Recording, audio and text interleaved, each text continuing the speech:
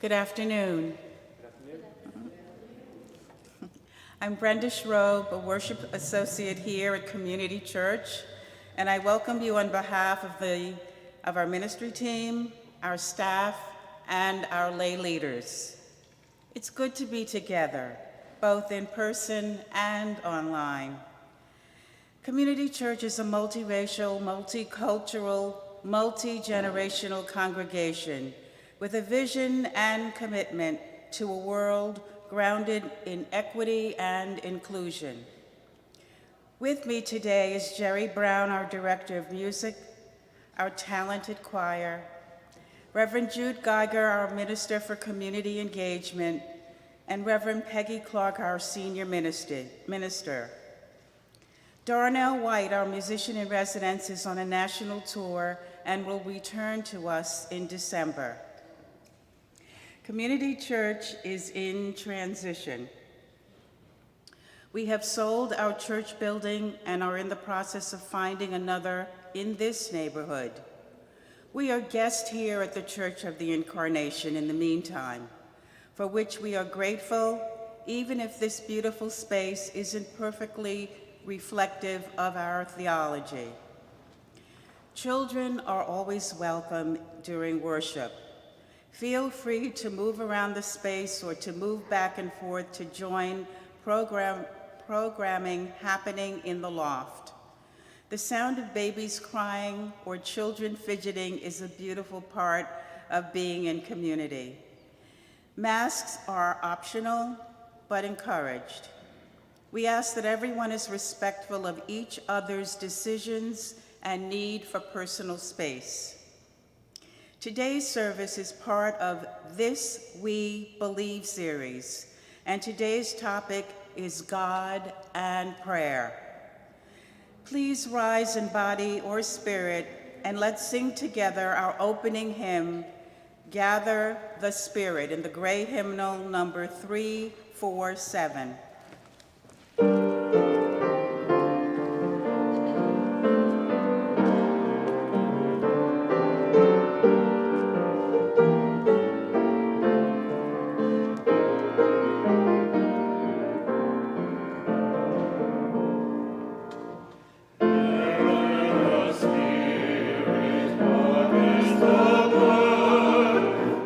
Sacrifice will kindle a flame.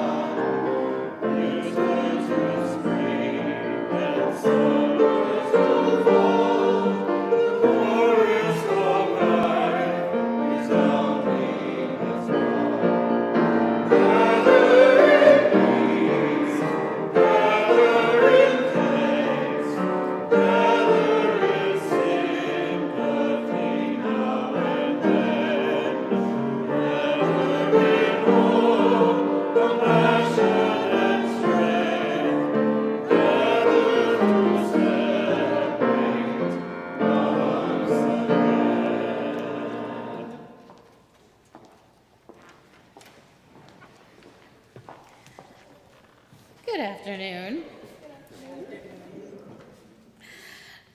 Today we are not actually talking about God in prayer. We're talking about the title of this service, which I think is probably on your program there, is The New Normal. We're spending a little time just thinking about what has changed.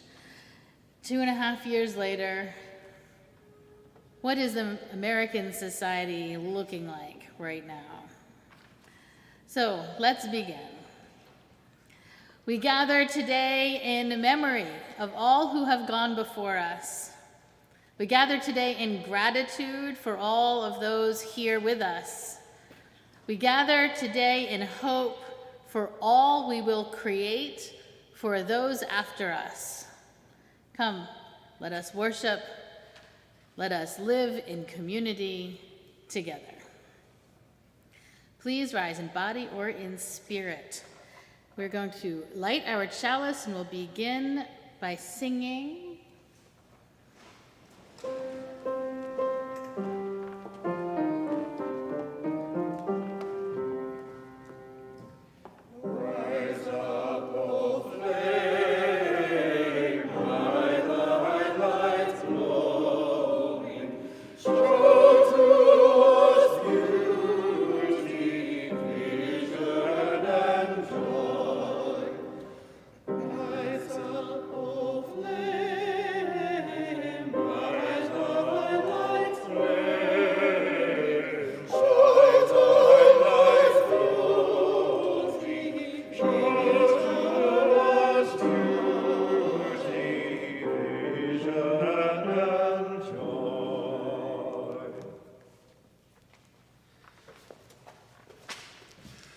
We light this candle, the flame of our heritage. May it ignite hope in our lives, in our community, and in the world.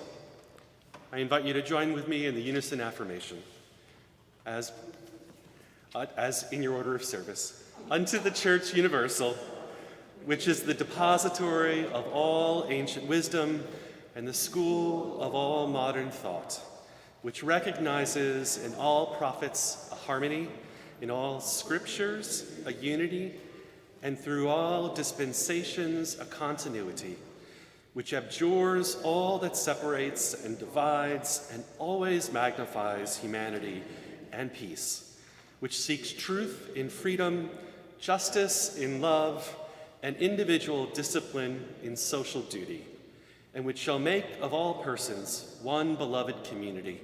Unto this church and unto all its members, known and unknown throughout the world, we pledge the allegiance of our hands and our hearts.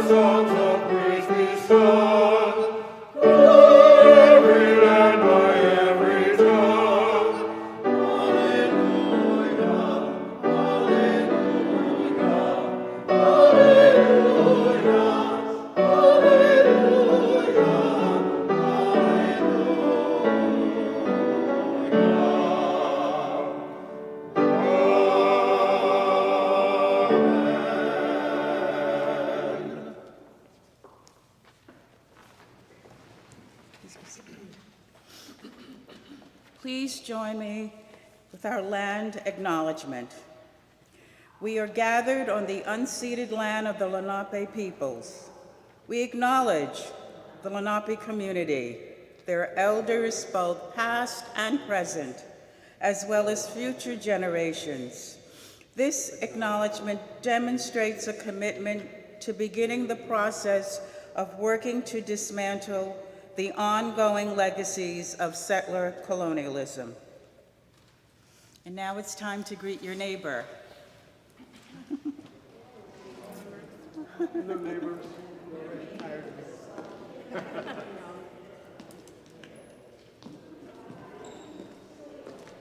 everybody. Good to see y'all.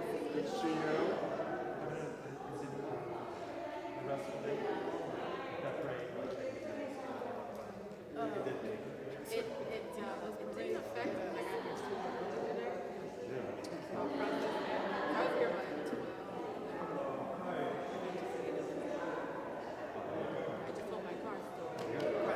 parking. Yeah.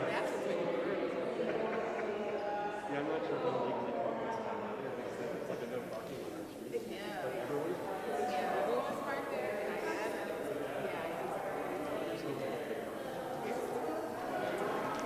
Yeah, exactly. Can you bring up that? Yeah. You guys see me in the streets crying. Go by.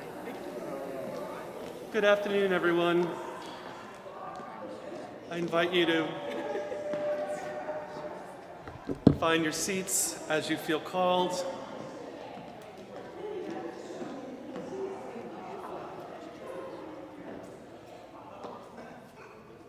No one's in trouble.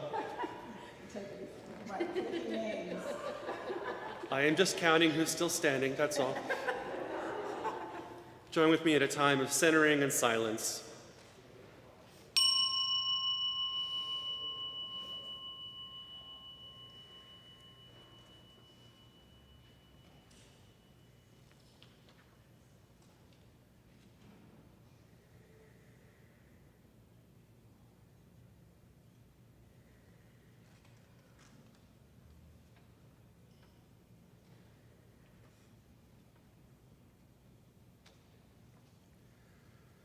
Spirit of life, God of many names, source of abundant love.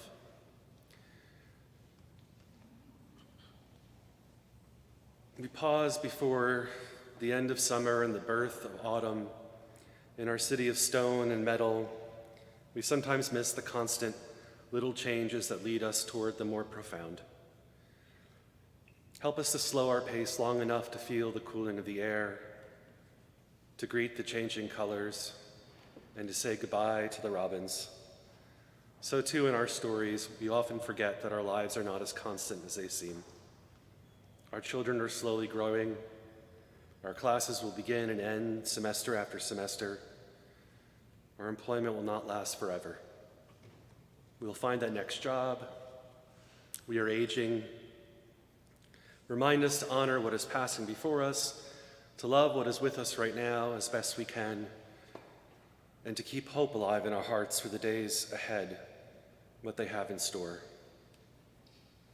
We are ever able to choose to face the joys and sorrows with a sense of appreciation for the little things that only bring a smile to our own lips, for the stories we enter for a time, for the lives we are honored to know, and for those who are blessed to know us.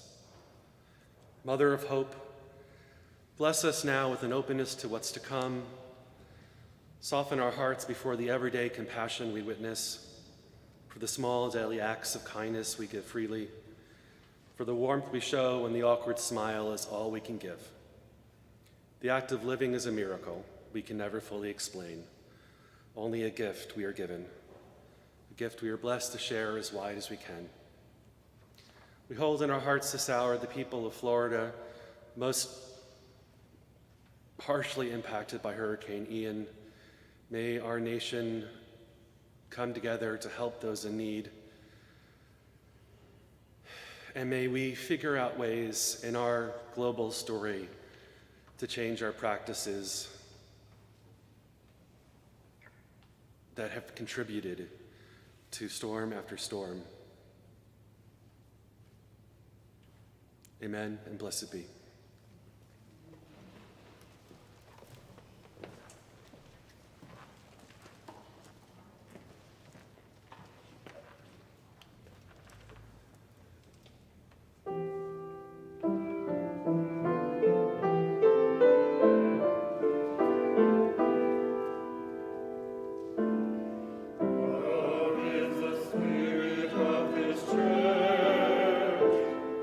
The quest of truth.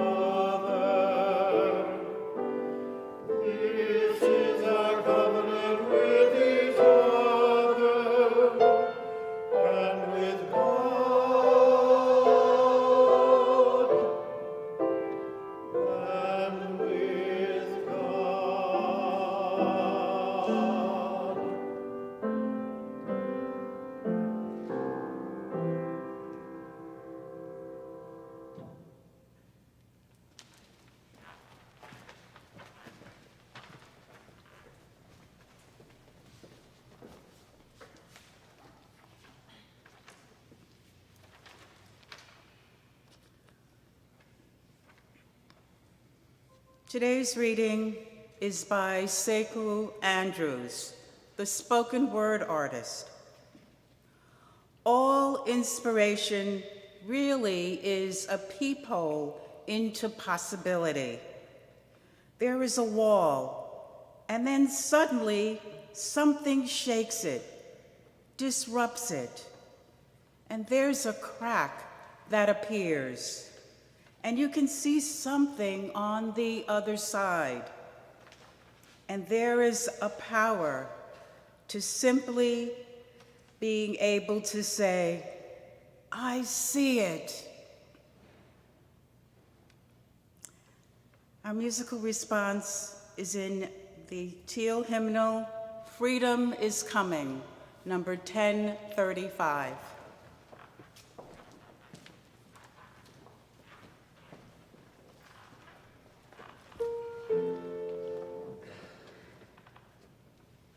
Oh, freedom, oh, freedom,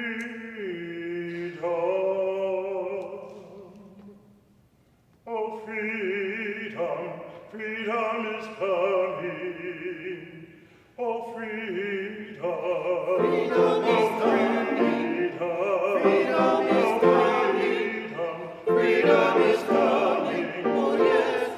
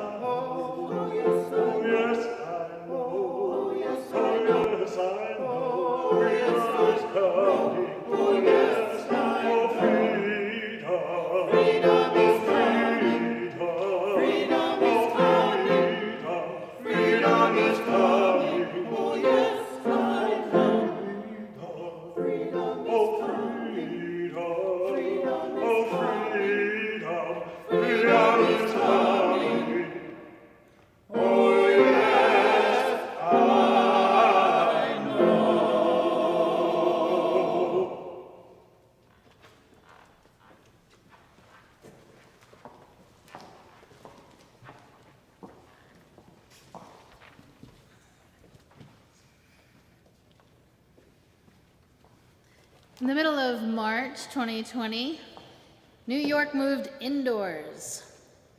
Schools shut down, restaurants closed their dining rooms, subways took the night off, arenas cleared their calendars, even Broadway turned off its lights. We were told it would be 2 weeks, right? Then it was a month, maybe 2. The streets were eerie in their silence, broken only by sirens reminding us of our dystopian reality. Life transferred to online forums. We worked, went to school, attended concerts, went to court, had family holidays, visited old friends, worshiped, practiced yoga, even prepared meals online. As boredom partnered with anxiety, we needed whatever social contact we could get, so we learned Zoom and we got creative. I'd like to take this sort of 20-minute sermon time to just pause and to take stock. Let's look at where we are. What happened as a result of those dramatic days? American life has changed, and while in some way it's too soon to know how and in what way and what's permanent, we are standing in a doorway, knowing well what's behind us and peeking into what's before us. I like that vision from the reading. There's a crack in the wall, and we're just gonna look through. Because threshold moments can pass without notice, or we can be awake to the changes. We can be intentional about our role in cultural transformation. For the first time in 100 years, we prioritized health over everything else. Right at the beginning of the lockdowns, I told my family, in all earnestness, I said, our task is to stay alive. We didn't know what else was happening.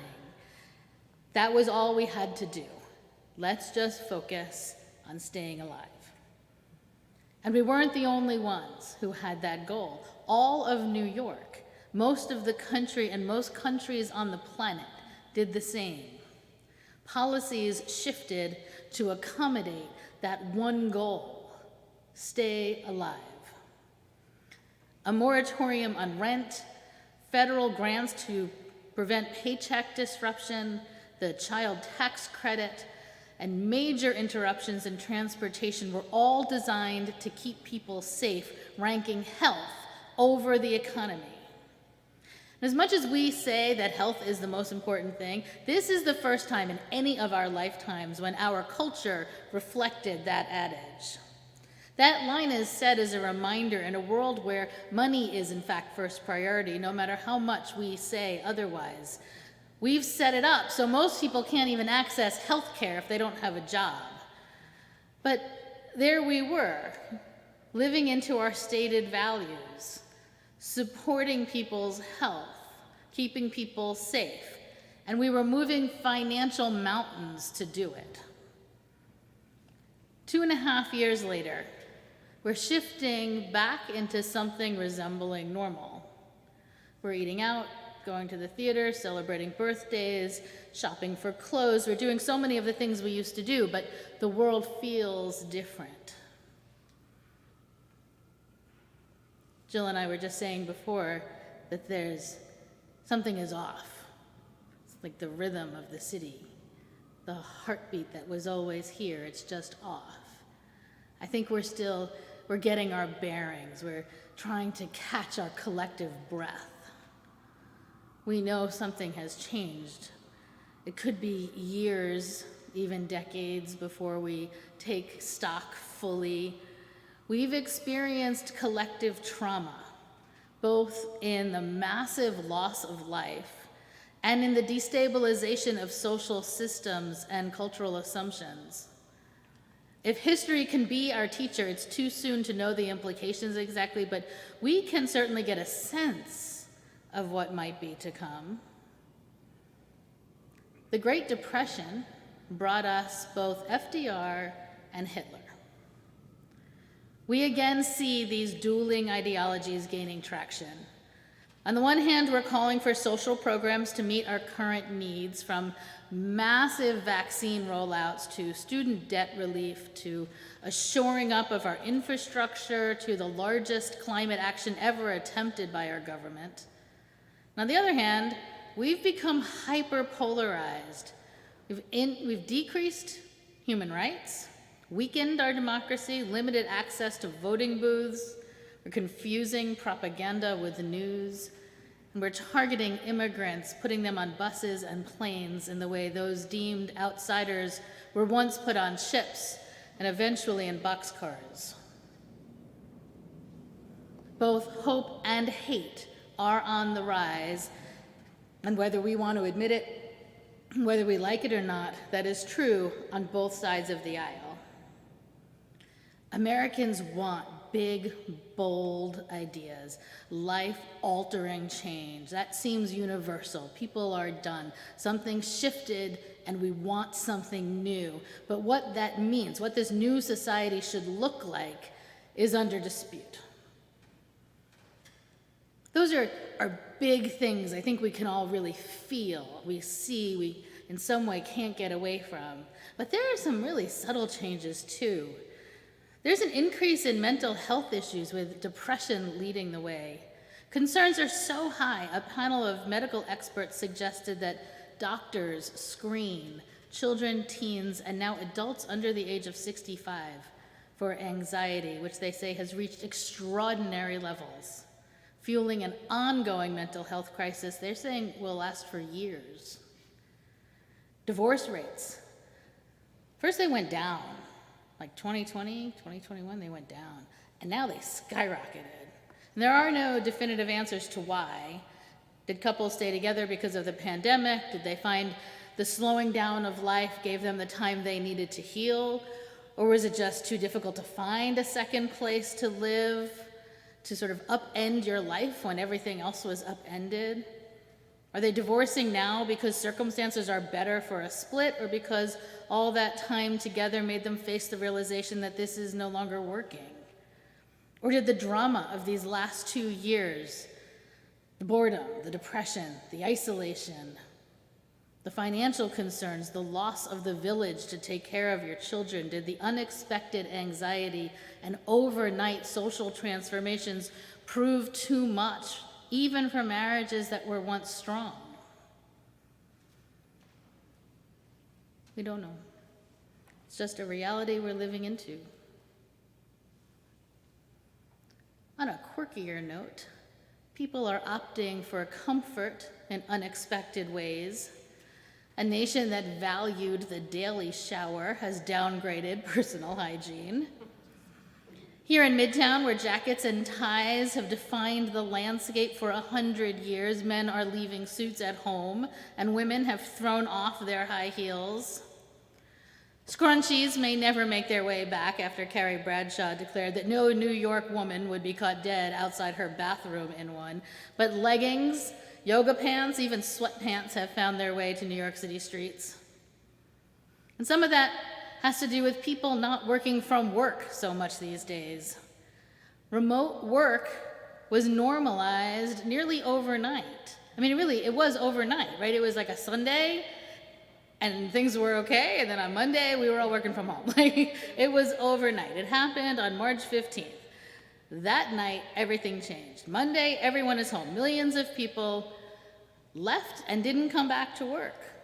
Major corporations are struggling to get people to show up more than 2 days a week now that the American workforce has experienced life without commutes. If you used to spend your days in front of a computer, at a desk, at work, you're likely now spending your days in front of a computer, at a desk, in your home, in leggings, maybe a scrunchie. The nature of work has become fodder for experts of all kinds, each wondering if this is a good thing or a bad thing. Is it good that we don't mingle with colleagues so often? Has it reduced discrimination? Has it reduced favoritism? Has it reduced microaggressions? Has it reduced productivity? Has it increased any of those things? I mean, it's been liberating for workers, but there are some real open questions about the loss of casual conversation that can move things along quickly and build necessary relationships that help people socially and professionally. These are part of a larger cultural shift inspired by this pandemic. People are asking for what they want. And when I think about one of the key changes, people are asking for what they want. They want to work from home. They want to live in the country. They want a slower lifestyle. They want relationships that are supportive and joyful. They want to prioritize health. They want to work full-time but still be able to pick up their kids from school. They want flexibility, comfort, balance. I mean, these were things that people wanted before, but now we're feeling empowered. We're feeling like, wow, if we could do what we did in that lockdown and that major shift, why can't we have some of these other things? Or maybe it's just that we're so traumatized by recent events that we're having trouble getting back into our lives. Maybe our lives were just too busy and we're too exhausted and we haven't processed this trauma yet and we just can't go back. And maybe both of those things are true. And some of it is good. And some of it poses significant challenge. And getting people to work is harder, and it is more costly. The Great Resignation, as it's been called, included critical parts of our society, like teachers and healthcare workers, creating significant gaps in our social fabric. Some schools are bringing college students in to teach. Some are bringing in soldiers. I had to sit with that one for a long time. They're bringing in soldiers. Some shortened the school week to 4 days so that they could share staff. Waits in emergency rooms have lengthened. Services like access to an ambulance have been reduced. Therapists and psychiatrists have left their practices in droves, thwarting our attempts to address that mental health crisis. Many of these people left because the workloads were unrealistic, making success seem impossible. But many in each of these fields report leaving because the divisions in American society are too intense, that they don't want to be on the front lines, which happened for both the medical and the educational professions. People who just didn't want their competence to be questioned by people with no credentials or even trust in the facts. The impulse to quit has also reached clergy for a lot of reasons, mostly the same kinds of reasons. This number was really interesting to me, 47%. 47% of America's clergy report wanting to leave. It's an astounding number. And just so you know, I'm not one of them. But that's such a number. That's huge to think of any profession where 47% want to leave or are actively looking to leave. So I'm not sure about the relationship between that reality and this next one, but I know that there is one. Churches are closing. Small churches can't find ministers across denominations. Before the pandemic, many clergy were surviving on part-time salaries or working 2 or 3 different churches. And while I'm personally interested in the state of religion in America, it's good to note that all voluntary associations, all places where people have historically gone because they wanted to rather than because they had to, they've all experienced these marked decline in numbers. People just aren't showing up. They're not going to libraries. They're not offering to sit on nonprofit boards. They're not serving in soup kitchens or food pantries or in just about any other traditionally voluntary role or group. And they're not going to church. We don't have the solid numbers on that, but every clergy person I know in every denomination has said numbers are down, sometimes way down. For some churches in some places, they're alarmingly down.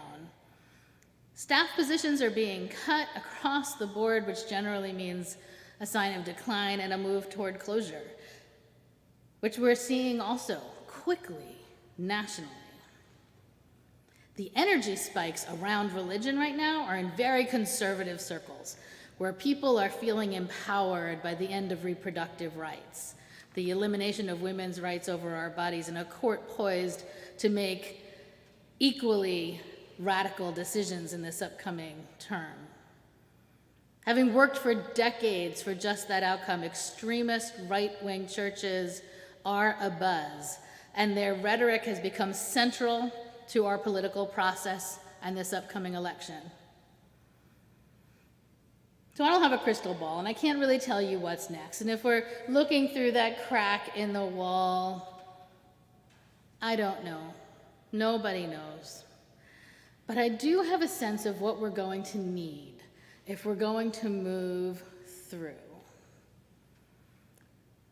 First, we have to be patient with each other.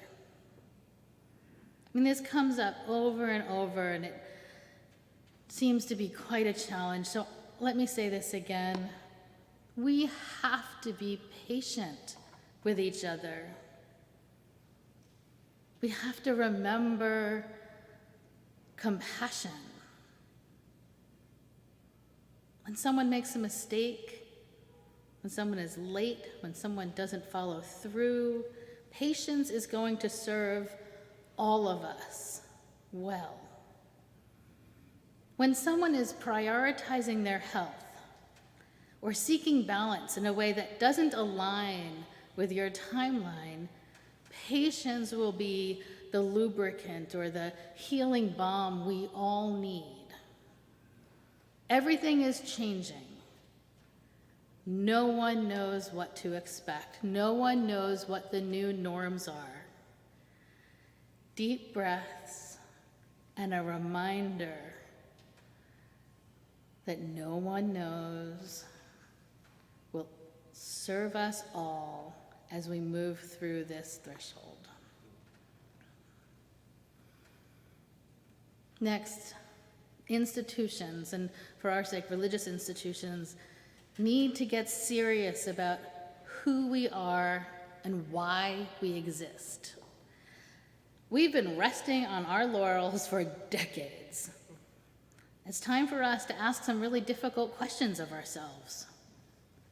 Are we necessary? Are we relevant?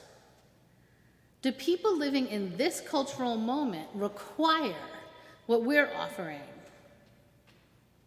How do we ensure that we're strong and healthy and focused? How do we eliminate distraction and obstruction so we can live into our mission? I think we're being challenged. We're being forced to justify our existence. I think it's a fair question. Should religious institutions exist? And if so, prove it.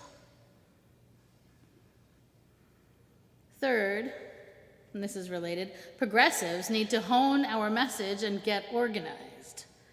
There is a fight looming, and it is going to be ugly. We have lost 50 years. We once again have to push for women's rights, for voting rights, for nuclear disarmament. We're entering a new Cold War. We're going to need discipline and vision, because this is a national fight.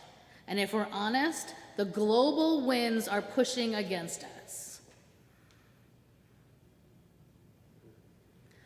The driving factor here, the engine that might get progressives clear and disciplined, and religious institutions focused, and even inspire individuals to practice patience as the new world reveals itself. The inspiration is hope. It's what kept us in our homes when we hated that isolation. We were acting as if our individual decisions could reduce risk for the whole. We were living out of that hope that we could affect change. It's what brings us to the streets to fight for injustice, or fires us up when we're making phone calls to swing states. We believe our society can live into our values. I'd venture to say that hope is the reason many of us keep showing up here. We come to tap into that source. We know there's something better, that we can heal our trauma, that we can act out of love and compassion, rejecting the fear responses we see being played out in too many arenas. Holding up the parts of this new normal that are healthy, that are serving as a reboot, that are reminding us of our deepest values. That's what's next. We're taking inventory, sharing a deep collective breath. We're gathering our strength. The world has changed, and it is changing, and we are changing with it. So let's lean into this opportunity, the gift of this rare and unexpected invitation into a new world.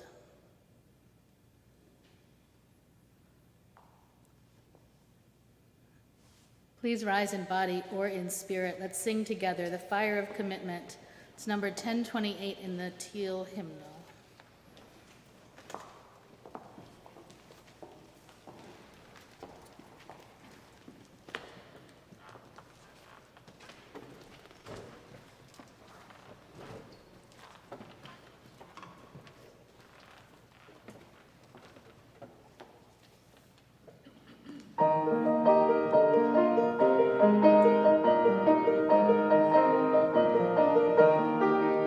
From the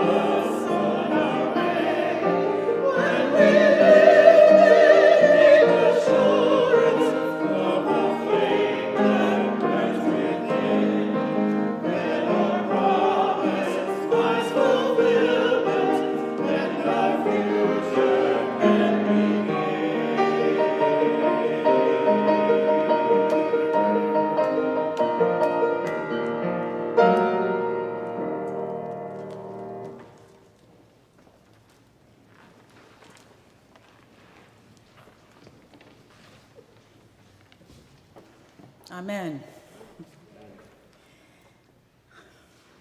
Life at Community Church is busy, whether we are online or in person. It is our hope that wherever you are, and in whatever way you are comfortable engaging in the mission and ministry of this church, we have provided opportunities for you. Every week, for a total of 6 weeks, Reverend Peggy is meeting with members to talk about covenant. Everyone is encouraged to join one of these conversations as a way to begin this year's theme and to start the work of living in covenanted relationship. This week, she will be on Zoom at 7 p.m. on Tuesday. Please let her know you're coming so she can give you the sign-in information. Sunday, October 16th, is Arts Sunday. It is the first of what will be an annual event. 2 of our own will talk, and we'll be bringing in a dancer from the Omega Dance Company. We hope you'll be here to join us. Sunday, October 23rd, is a congregational meeting. This is an online meeting before worship. Details will be sent out this week. On October 9th, Reverend Jude Geiger for the first session, join Reverend Jude Geiger for the first session in a series titled Roots to Leaves. The first session will focus on the early history of Unitarianism, including Proto-Unitarians, early Christian art, and the Reformation. To participate, please contact Reverend Jude Geiger. And we have an important announcement about worship times. Hoping this is good news for many of you. We are going to start worship at 2 p.m. rather than 3 p.m., starting on October 30th. We are a 7-day church and have programs running every day of the week. You can find more information in the program and on our website. Our ushers are going to pass a plate for our collection. If you are new here, please let the plate go by you with no pressure to give. We are glad for your presence. All gifts offered are accepted in gratitude.